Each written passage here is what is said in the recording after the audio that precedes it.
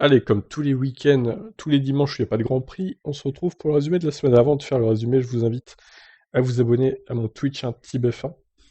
On a déjà diffusé 3 courses de la saison 95, donc c'est dispo en podcast sur le Twitch ou alors sur Tip Stories. Pour l'instant, ça a l'air de passer, je me suis pas fait striker sur Tip Stories. Bon, je vais éviter de les mettre là, les courses sur TibF1, parce que je préfère prendre des risques sur Tip Stories et pas sur TibF1.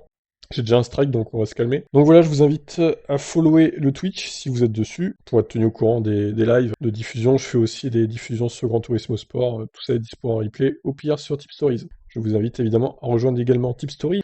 On parle des autres disciplines du sport auto, l'IndyCar notamment. D'ailleurs, diffusion à 20h de la deuxième course à Détroit avec Romain Grosjean. Donc je vous invite à vous abonner également. Allez, on va passer au résumé donc de la semaine de F1. Donc 32 vidéos effectuées cette semaine, c'est dans la moyenne. Suite aux accidents de Bakou, Hamilton n'a pas laissé la peur envahir, mais par contre, évidemment, l'erreur de fin, c'est pas top, hein, Lewis. Wolf veut s'assurer que Mercedes est réellement capable de gagner le championnat. Beaucoup trop d'erreurs faites par l'écurie pour l'instant.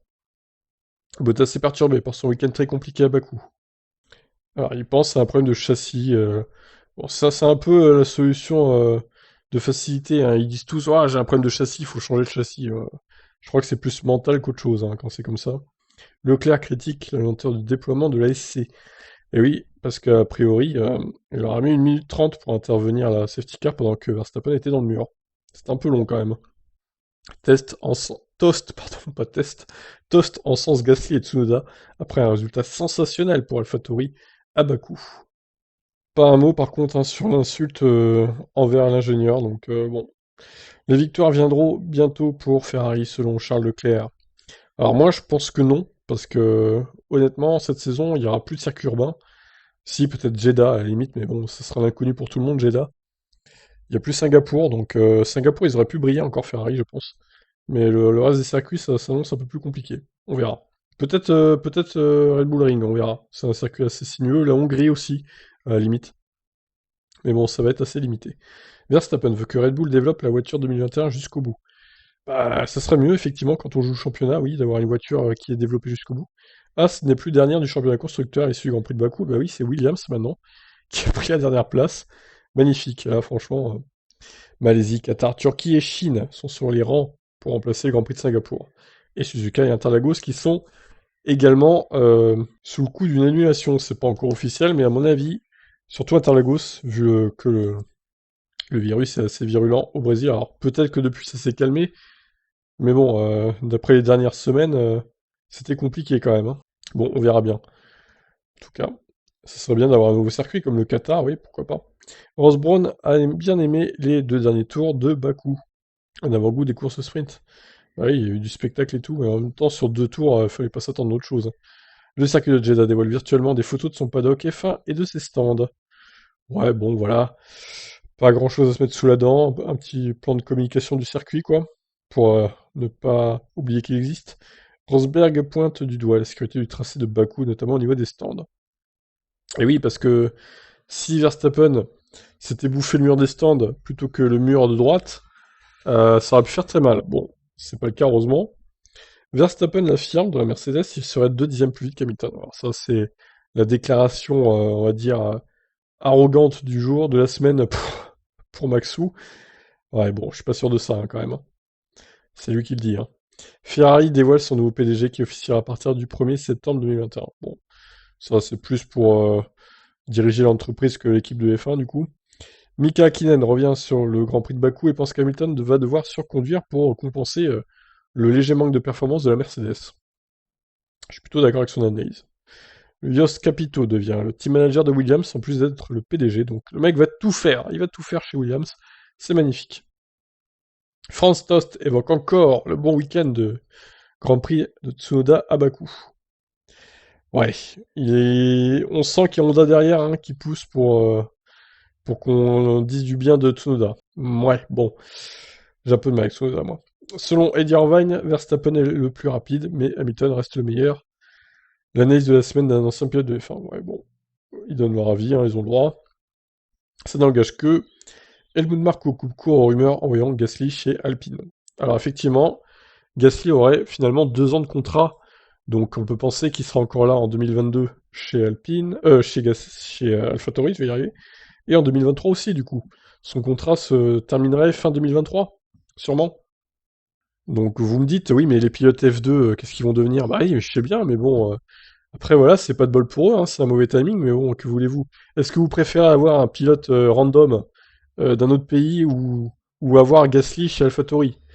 Voilà, moi je pense que la question est vite répondue, comme dira JP Fanguin, le fameux. Je préfère avoir Pierre Gasly chez AlphaTauri pendant 2 ans supplémentaires, moi perso, hein. De toute façon, c'est bloqué. Chez Alpine, il y a Alonso, il y a Ocon. Alors peut-être que du coup Gasly pourra aller chez Alpine quand il n'y aura plus Alonso, tout simplement. Donc voilà, on verra. En tout cas, sa place est bien au chaud chez AlphaTauri, à Gasly, donc c'est ce qui compte. Tant pis pour ceux qui sont en F2, hein, ma foi, c'est comme ça, quoi. Mercedes explique ce qu'il s'est passé avec le bouton Magic Break pour Hamilton à Bakou. Alors, ils essayent d'un peu de dédouaner Hamilton, mais bon, c'est quand même de sa faute globalement, quoi, hein. Le Grand Prix de Zandvoort pourrait faire le plein de fans cette année. L'armée orange pour soutenir Verstappen. Et oui, a priori, il y aurait 100 000 fans qui pourraient venir voir leur pilote fétiche. Alors, nouveau concept, donc, comme je vous ai dit au début, on se refait toutes les courses de Formule 1 depuis 95 sur le Twitch. Donc, je vous invite à vous abonner sur le Twitch, évidemment. Rosberg ne voulait pas rester en F1 juste pour l'argent. Bon, en même temps, il n'avait pas besoin, hein, Nico, de l'argent. Je pense qu'il venait d'une famille assez aisée déjà, avec un père qui a fait de la Formule 1 lui aussi. Donc, c'est pas le souci, l'argent, je pense. Helmut Marko félicite la bonne performance de Vettel à Bakou dans le team Stroll. Voilà, petite déclaration assassine hein, du côté d'Helmut Marko, comme d'habitude. Alonso ne serait pas contre 25 petites courses de 2 tours. Et oui, Alonso, mais ça ne sera pas le cas, hein. Perez a une pensée pour Albon et son travail dans le simulateur, l'homme de l'ombre, avec Albon qui roule beaucoup, beaucoup dans le simulateur Red Bull pour aider l'équipe à régler la voiture, à trouver des évolutions, etc. Donc c'est bien d'avoir une pensée pour lui aussi. Alonso répond à ses détracteurs concernant ses performances de début de saison. Et il leur dit, ouais, vous êtes trompés, hein, au final j'ai fait 6ème à Bakou, etc. Oui, mais bon, s'il n'y avait pas eu le restart de 2 tours, t'aurais pas fait 6ème à Fernando, hein. Il faut aussi le préciser. McLaren rejoint le championnat Extrême E. Zach Brown se justifie sur ce choix.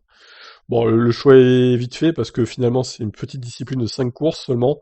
C'est un petit programme donc qui nécessite que de peu de personnes finalement, petite quantité de personnes donc voilà pourquoi il a fait ça. Seidel pense qu'il est encore un peu tôt pour établir la hiérarchie des équipes de F1 pour le moment. Ouais, moi je pense qu'il y a quand même une hiérarchie qui s'est créée. Je vous dis quoi d'ailleurs dans la vidéo. La santé mentale dans le sport de haut niveau et en Formule 1 vers la fin d'un tabou. Grosse vidéo là. Gros article hein, concernant le sport auto et le sport de haut niveau en général, et la psychologie. La FIA réfléchit sérieusement à pénaliser les pilotes qui se crachent en Q3. Non, franchement, c'est pas une bonne idée, faut pas faire ça. Je suis pas d'accord. Arrêtez, faites pas ça. Et donc, la rumeur de la semaine, George Russell confirmé chez Mercedes aux côtés d'Hamilton au Grand Prix de Silverstone. Ah bah, ça serait le Grand Prix idéal, effectivement, hein, pour confirmer deux pilotes anglais dans une équipe allemande, mais qui est quand même basée en Angleterre, donc un peu anglaise aussi. Donc voilà, eh ben, on verra si c'est le cas ou pas, ma foi. Alors, il n'y aura pas de résumé de la semaine, hein, les 3 prochains week-ends, ce sera des week-ends de Grand Prix. La France, la semaine prochaine, et les 2 semaines d'après, ce sera en Autriche, donc il n'y aura pas de résumé de la semaine, ces week-ends-là. Voilà, donc je vous invite à vous abonner au Twitch et à Tipstory si c'est pas fait. Il y a aussi ma chaîne sur les voitures électriques et les tips si ça vous intéresse. Tous les liens sont dans la description. Je vous laisse. Bye bye.